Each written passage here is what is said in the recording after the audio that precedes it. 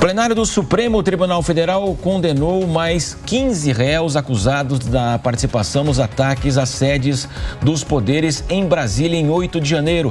Janaína Camelo agora traz todos os detalhes.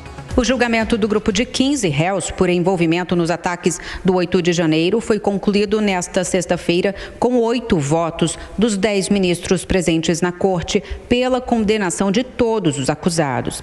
Apenas os ministros Nunes Marques e André Mendonça votaram pela absolvição de parte dos réus. Todos são acusados pelos seguintes crimes: abolição violenta do Estado Democrático de Direito, dano qualificado, golpe de Estado, deterioração do patrimônio tombado e associação criminosa. O julgamento aconteceu no plenário virtual da Suprema Corte, assim como tem sido com as análises dos processos dos demais envolvidos no 8 de janeiro. Nessa modalidade, os magistrados apenas depositam seus votos no sistema e não há discussão. Os 15 condenados se juntam a outros 86 também considerados culpados pela maioria da Suprema Corte. Com isso, já são 101 pessoas envolvidas no 8 de janeiro condenadas pela Justiça. A Procuradoria-Geral da República denunciou mais de 800 pessoas pelos ataques do 8 de janeiro. Elas são divididas entre os chamados executores, ou seja, aqueles que foram presos dentro dos edifícios depredados. Há também os que são apontados como os autores intelectuais e os financiadores dos atos. Quero ouvir o Cristiano Vilela. Nós tivemos logo no início, né, Vilela, grandes atenções em relação a esses julgamentos. Eles estão acontecendo, né?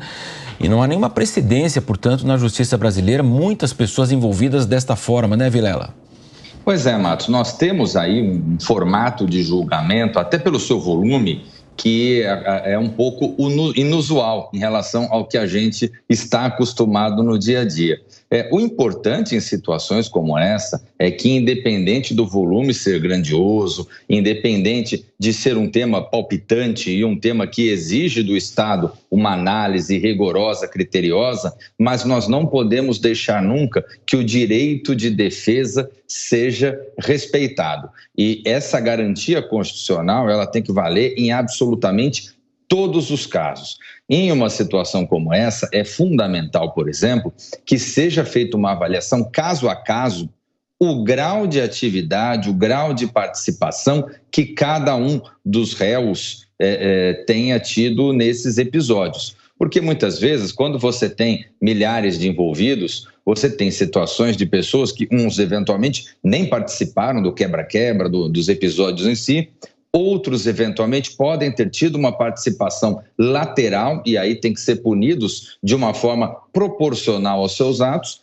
E outros, evidentemente, sim, tem um papel de liderança, um papel de quebra-quebra, coisas nesse tipo, acabam tendo aí uma pena maior. Então, é importante que essa análise seja feita caso a caso, detida, de uma forma que a punição a cada um seja feita na proporção dos seus atos.